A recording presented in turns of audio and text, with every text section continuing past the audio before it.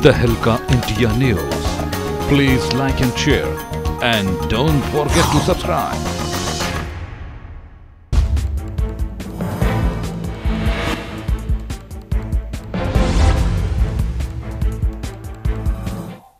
नमस्कार, स्वागत है आप सभी का तहलका इंडिया न्यूज में। मैं हूं योगेश तस्मार और आप देख रहे हैं खबर उत्तराखंड। चलिए शुरू करते हैं खबरों के सिलसिले। सबसे पहले खबर है देहरादून से, जहां आपको बता दें कि बीजेपी नेता अनिल गोयल के प्रतिष्ठानों पर आयकर विभाग ने छापेमारी की है। आपको बता दें कि आयकर विभाग के अधिकारियों ने बड़े पैमाने पर आय व्यय के रिकॉर्ड भी कब्जे में लिए हैं। बीजेपी के नेता के देहरादून, हरिद्वार में रुड़की, हरियाणा के यमुनानगर और दिल्ली के आवासीय, व्यापारिक और शैक्षणिक समेत 13 प्रतिष्ठानों के साथ ही इनसे जुड़े 2 पदाधिकारियों के लोगों के आवास और अन्य ठिकानों पर छापेमारी की गई है। आपको बता दें कि करीब 48 घंटे तक जारी इस कार्रवाई को रविवार को दिन में स्थायी रूप से विराम दिया गया है। आपको बता दें कि जब्त किए गए दस्तावेजों और पूछताछ के आधार पर गोयल परिवार करीब 21 करोड़ रुपए की संपत्ति का हिसाब नहीं दे पाया है। आयकर अधिकारी इस राशि को संपत्ति को अघोषित आय मानकर चल रहे हैं। आयकर विभाग, आपको बता दें कि इन्वेस्टिगेशन विंग के प्रधान निदेशक अमेंद्र कुमार के मुताबिक बीजेपी नेता अमृत कौर रोड से सटे आवासीय भवन के पीछे करीब 10,000 वर्ग फीट पर एक बंगले का भी निर्माण किया गया है, जिसकी कीमत 10 करोड़ से अधिक आंकी जा रही है।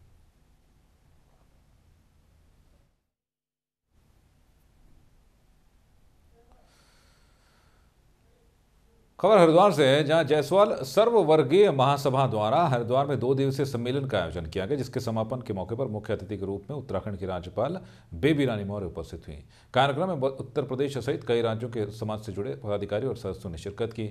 इस सम्मेलन का उद्देश्य समाज में पिछड़े वर्ग हैं जिनकी तरफ किसी का ध्यान नहीं जाता, उनका किस प्रकार से विकास किया जाएगा, इस पर मंथन किया गया।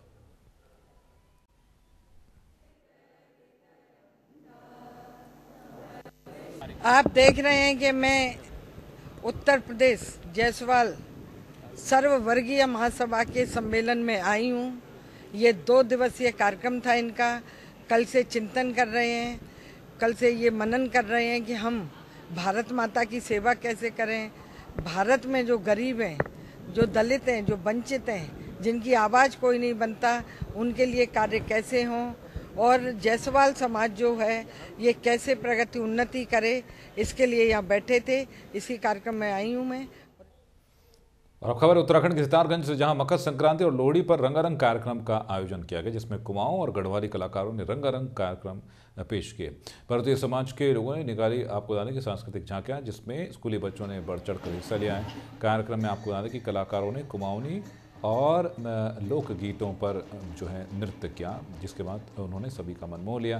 कार्यक्रम के आयोजक गोपाल सिंह बिष्ट ने बताया कि पर्वतीय समाज में उत्तरायणी पर्व के रूप में लोहड़ी पर्व मकर संक्रांति के रूप में मनाया जाता है, जिसमें पर्वतीय समाज के लोग सांस्कृतिक कार्यक्रमों का आयोजन करते हैं।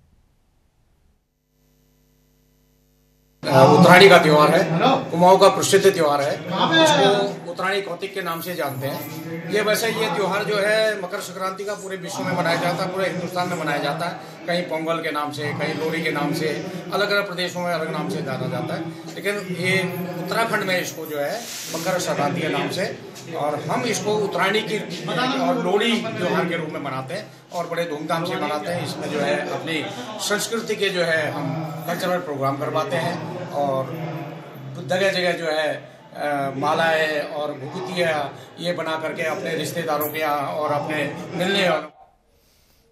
खबर उत्तराखंड के काशीपुर से है, जहां वरिष्ठ पुलिस अधीक्षक ने नशे के खिलाफ इन दिनों अभियान चलाया हुआ है, जिसमें पुलिस के हाथों बड़ी सफलता भी लग रही है। आपको बता दें कि पुलिस ने मुखबिर की सूचना पर 64 पेटी अंग्रेजी शराब को पकड़ने में सफलता हासिल की है। पुलिस ने अवैध शराब के साथ एक युवक को भी गिरफ्तार किया है। आपको बता दें कि काशीपुर पुलिस को मुखबिर से सूचना मिली कि एक गाड़ी में अंग्रेजी शराब की तस्करी की जा रही। सूचना मिलते ही पुलिस ने टांडा उज्जैन के पास चेकिंग अभियान चलाकर एक गाड़ी में आ रही 64 पेटी अवैध अंग्रेजी शराब को पकड़ लिया।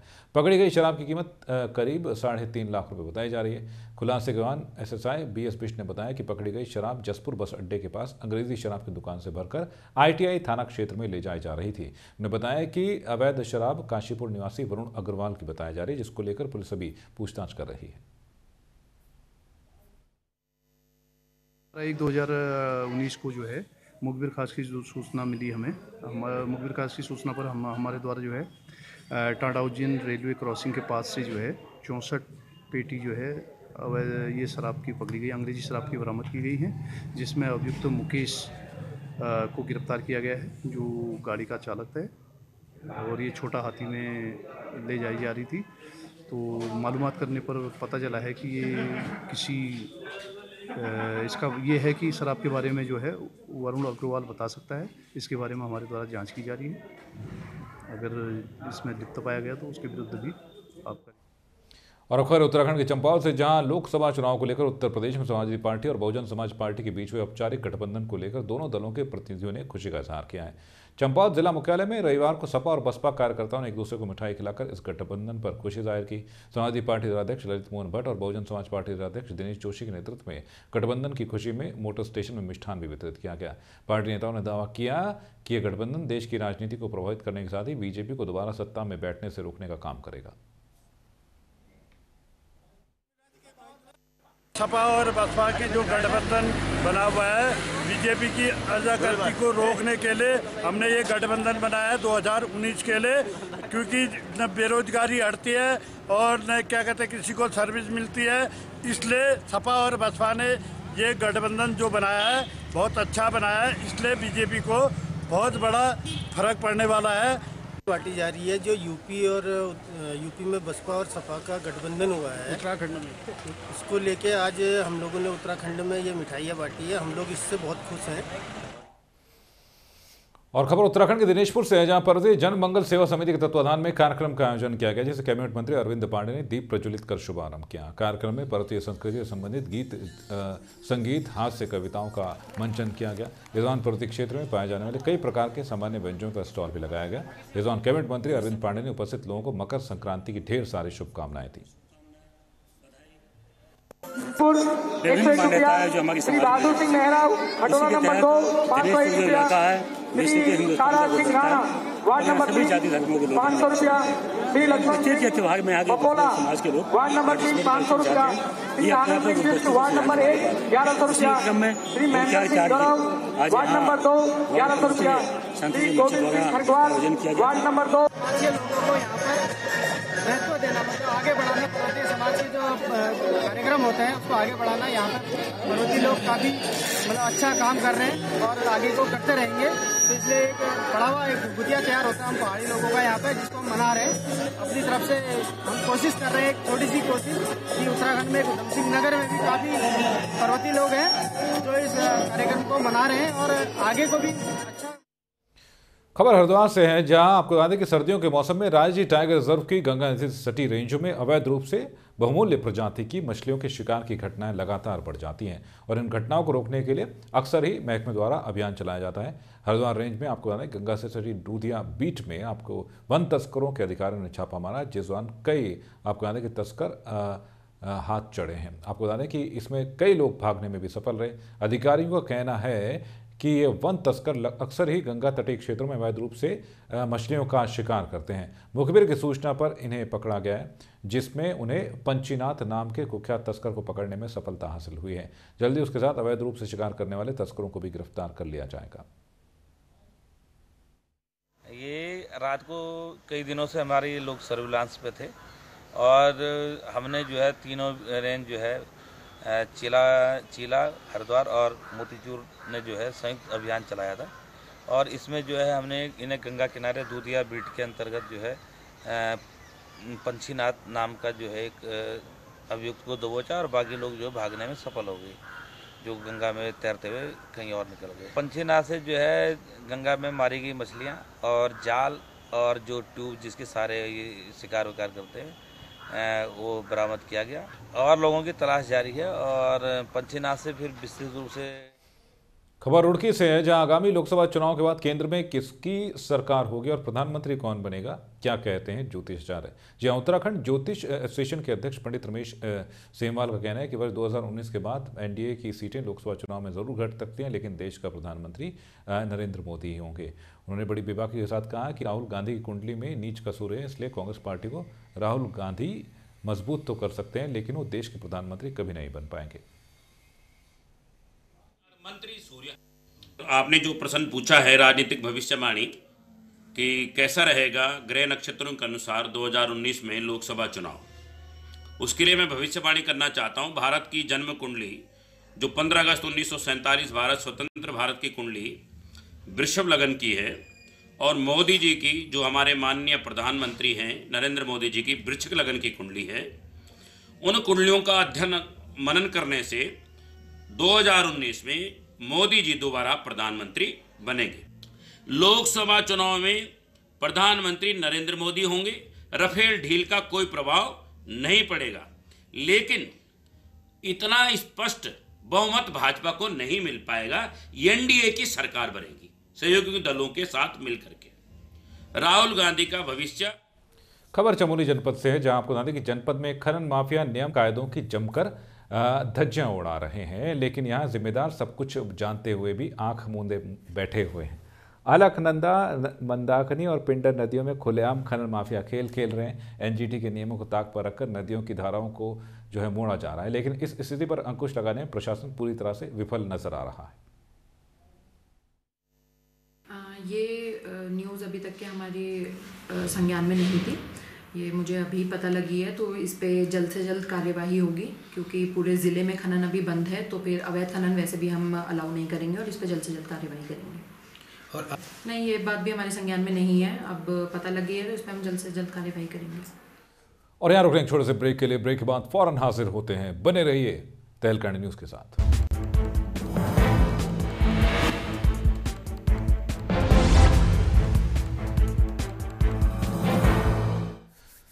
ब्रेक के बाद आपका एक बार फिर से स्वागत है। चलिए शुरू करते हैं खबरों के सिलसिले। खबर लक्सर से है, जहां सर्किल के पथरी थाना क्षेत्र के घिस्सूपुरा गांव में एक विवाहिता की संदिग्ध परिस्थितियों में मौत हो गई।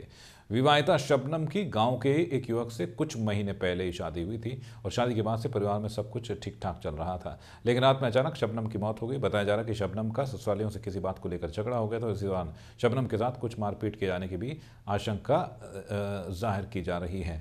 नवविवाहिता की मौत की खबर जैसे उसके मायके पहुंची तो मायके वालों में कोहराम मच गया। आपको बता दें कि आनंद फानन में ही शबनम के ससुराल में वो पहुंच गए। इसी बीच पथरी थाना भी मौके पर पहुंची। पुलिस ने शव को कब्जे में ले लिया। इस दौरान मायके वालों ने आरोप लगाया कि शबनम को ससुराल वालों ने पीट कर मार डाला है। मामला क्या है, इन्हें जान के मार के लड़की को फिर फ़ोन किया है कि लड़की का इंतकाल हो गया है। अब हम तो काम पे थे, हमें कुछ पता नहीं, हम पे घर से फ़ोन किया किसी जगह, तब पता चला है इंतकाल हो गया। अन्य कोई सूचना नहीं दी इन्होंने पहले कि चोट लग गई, अब ये कह रहे चोट लग गई, इन्हें कोई सूचना नहीं दी चोट। सामान्य से भिन्न परिस्थितियों में एक विवाहिता की मृत्यु के सूचना मिली थी। उक्त सूचना पर चूँकि विवाहिता की शादी को 7 वर्ष से कम हुआ है, इसलिए तहसीलदार मजिस्ट्रेट से पंचायतनामे की कार्रवाई करवाई गई है और पोस्टमार्टम के लिए उसको शव को भेजा जा रहा है। पोस्टमार्टम रिपोर्ट में जो भी तथ्य सामने आएंगे। और अब खबर है अल्मोड़ा से, जहां जिलाधिकारी नितिन सिंह भदौरिया ने कलेक्ट्रेट में जनता दरबार लगाया। उस दौरान उन्होंने जनता की समस्याओं को सुनते हुए त्वरित निस्तारण के लिए अधिकारियों को निर्देश दिए। जिले के तमाम क्षेत्रों से सड़क, शिक्षा, आर्थिक सहायता सहित तमाम मांगों को लेकर फरियादियों ने अपनी समस्या जिलाधिकारी को सुनाई। मीडिया से बात करते हुए जिलाधिकारी नितिन सिंह ने बताया कि जनता दरबार में कटारमल के प्रतिनिधि भी पहुंचे। जिलाधिकारी ने कहा कि कटारमल को 4 धाम के रूप में विकसित करने के लिए कोशिशें तेज की जाएंगी। जनता दरबार में आज हमारे यहाँ शिकायतें जो हमारी प्राप्त हुई कि काफ़ी कुछ रोड की डिमांड्स को लेकर है, जहाँ पे शासन से शायद पैसा भी कई जगह नहीं आया है, तो उसके लिए भी हम लोग प्रयासरत हैं। और कुछ हमारे अन्य क्षेत्रों की भी शिकायत हैं, कुछ आर्थिक सहायता के भी हमको आवेदन प्राप्त हुए हैं, तो उस पर हम कार्रवाई कर रहे हैं और कोशिश ये की जाती है कि जितने निस्तारण यहीं पे हो जाए वो यहीं पे हो जाए। कई लोगों को हम लोग ये भी कोशिश करते हैं कि अफसरों के साथ वो यहाँ पे चले जाएं और वहीं पे त्वरित निस्तारण कर लें। सूर्य मंदिर कटारमल से भी हमारे प्रतिनिधि मौजूद हैं, जिनको हम लोग चाह रहे हैं कि कटारमल को हम लोग एक कुमाऊं के धाम का एक रूप दे सकें। कुमाऊं के 4 धाम में हम लोग कल बात हो रही थी, तो कुमाऊं के 4 धामों में से एक का रूप हम लोग दे सकें, तो उसकी भी हम समस्याओं को आज हम लोगों ने निस्तारण करने। खबर उत्तराखंड के सितारगंज से है, जहां हिंदू युवा वाहिनी के प्रदेश महामंत्री पूरन चौहान की अगुवाई में शहर वासियों ने कैंडल मार्च निकालकर खटीमा की बेटी एकता वर्मा के लिए न्याय की गुहार लगाई है। आपको बता दें कि खटीमा तहसील क्षेत्र आवास विकास निवासी एचसी वर्मा की पुत्री एकता वर्मा 3 जनवरी की शाम से घर से लापता हो गई थी, जिसके बाद 5 दिन बाद उसकी लाश पानी में तैरते हुए मिली थी। फिलहाल पुलिस इस पूरे मामले की जाँच कर रही है। शहर के वासी जो यहाँ पे इकट्ठा हुए हैं वो इस मुद्दे को हुए हैं, जो हमारी खटीमा की बहन के साथ जो गलत हुआ है, जो उसकी मतलब गुमशुदगी की रिपोर्ट जो प्रशासन को 3 तारीख को लिखवा दी गई थी और उसका जो उसकी बॉडी है, जो उसकी लाश है, उसकी लाश के साथ जो भी गलत हमें लगता है कि उसकी लाश के साथ गलत किया गया है, और उसकी लाश जो नाले में मिली है।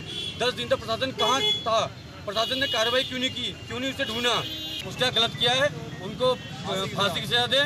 अगर प्रशासन जल्द से जल्द इस मर्डर का खुलासा नहीं करेगा तो हम पूरे प्रदेश में, मैं हिंदू युवा वाहिनी का प्रदेश महामंत्री हूँ, पूरे प्रदेश उत्तराखंड में जो है हम इसका। और एक बार फिर उत्तर प्रदेश निर्माण निगम सवालों के घेरे में। आपको बता दें कि दून अस्पताल में निर्माणाधीन भवन का छज्जा गिर पड़ा। हालांकि दुर्घटना में किसी भी तरह की जनहानि नहीं हुई है। आपको बता दें कि दून अस्पताल का नया ओपीडी ब्लॉक तहसील चौक के पास बनाया जा रहा है। आपको बता दें कि आरई कमलेश श्रीवास्तव ने बताया कि जैसे ही शटरिंग पर लगाई गई रस्सी खींची गई और जो है उसके बाद ही जो है छज्जा गिर गया। आपको याद है कि इस पूरे मामले पर जो है अब जांच की बात कही जा रही है, लेकिन सवाल ये उठता है कि आखिरकार किस तरीके का निर्माण सामग्री यहाँ पर लगाई जा रही थी जिसके चलते लेंटर खोलते ही जो है छज्जा नीचे गिर पड़ा।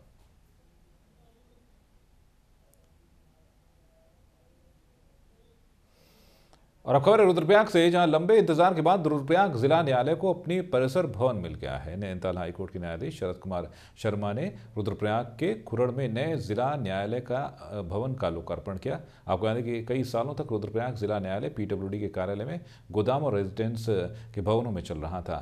खुरड़ में पीडब्ल्यूडी द्वारा निर्मित करीब 1 हेक्टेयर भूमि में करीब 8 करोड़ 61 लाख रुपए की लागत से बने जिला न्यायालय परिसर के नए भवन में आज से कामकाज शुरू हो गया है। 2005 था, परंतु कार्य शुरू हुआ वो 2007 के बाद ही हुआ, क्योंकि अप्रोच रोड की रोड क्लियरेंस नहीं थी। इसकी लागत 861 लाख है और ये जो लैंड बना है वो लगभग 70/35 यानी लगभग 2200 स्क्वायर मीटर में बना है। परंतु हमारे पास जो इसके समीपवर्ती जो भूमि है वो भी है न्याय विभाग के स्वामित्व में ही है, परंतु वहाँ पे निर्माण फिलहाल नहीं किया गया। अब तक जो न्यायालय था, जिला न्यायालय, वो पीडब्ल्यूडी के गोदाम, कार्यालय, रेजिडेंस की जो बिल्डिंग थी उस पर चलता था और 2005 से यहाँ कंस्ट्रक्शन शुरू हुआ और 2019 आज जैसे न्याय भवन का लोकार्पण हमारे प्रशासनिक जज ऑनरेबल शरद कुमार शर्मा जी। और आपको याद है कि देहरादून के दून मेडिकल कॉलेज के छात्र की आत्महत्या को लेकर दून मेडिकल कॉलेज के प्रिंसिपल और छात्र छात्राओं ने मृतक छात्रा को श्रद्धांजलि दी। और वहीं दून मेडिकल कॉलेज के प्रिंसिपल आशुतोष त्याने ने कहा कि हाल में घटी घटना बेहद ही दुखद है, जिसे लेकर छात्र की आत्मा की शांति के लिए शोक सभा की गई। आपको बता दें कि दून मेडिकल कॉलेज से लेकर अस्पताल तक मृतक छात्र की आत्मा को श्रद्धांजलि दी गई है। आपको बता दें कि हाल ही में दून मेडिकल कॉलेज में पढ़ने वाले एक छात्र ने आत्महत्या की थी, जिसके बाद दून मेडिकल कॉलेज की मुश्किलें बढ़ गई थी। हालांकि पुलिस पूरे मामले की जाँच कर रही है। ये 2016 वर्ष का छात्र स्वर्गीय दिलीप कुमार एक कर्मठ और मेहनती छात्र था और दुर्भाग्यवश जो ये घटना हुई और ये सब इसकी जो है पुलिस जांच कर रही है और हमारे कॉलेज के जितने संकाय सदस्य हैं, कर्मचारी हैं, छात्रगण इससे शोकाकुल हैं और इस दुखद घटना और इस दुखद घड़ी में हम उनके शोक संतप्त परिवार के साथ हैं और ईश्वर से प्रार्थना करते हैं कि आत्मा को शांति प्रदान करे और जो भी पुलिस से जो भी जांच कर रही है और उसमें पूरा प्रशासन जो है। और आपको याद है कि दून मेडिकल कॉलेज के निर्माणाधीन भवन का छज्जा गिरने को लेकर दून मेडिकल कॉलेज के प्रिंसिपल ने उत्तर प्रदेश लोक निर्माण निगम को नोटिस जारी कर दिया है।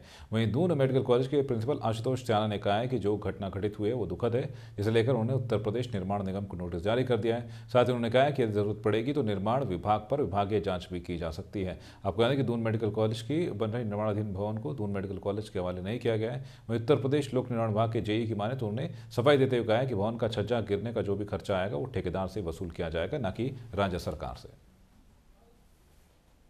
देखिए, ये जो पूरा मामला जो आप बता रहे हैं गबन का मामला, ये उनका इंटरनल मामला है और उत्तर प्रदेश राजकीय निर्माण निगम इसकी जिम्मेदार है कि वो किस तरीके से काम कराती है, किस तरीके से यूटिलाइज करती है। हम राज्य सरकार की तरफ से जो उनको पैसा जो जारी हुआ है उसमें उनको पूर्णतः भवन को जो है निर्माण करके हमें हस्तगत कराना है और जहाँ तक सरकार की बात है जो हमें यह मामला संज्ञान में आया और उसकी हमने जांच के आदेश भी दिए हैं। सर, अभी दुखद एक्चुअल में ये कल हमारी जो है छत पड़ी थी और ये बिल्डिंग के फ्रंट साइड में है ये पोर्च कहते हैं इसे, इस पर थोड़ा सा ये हमारा मेन कॉलम से आगे छज्जा भी निकला हुआ था और ये लगभग जो है 5 बजे कास्टिंग कंप्लीट हो गई थी हमारी और लेबर वहाँ से हट गई थी, सारे लोग हट गए थे।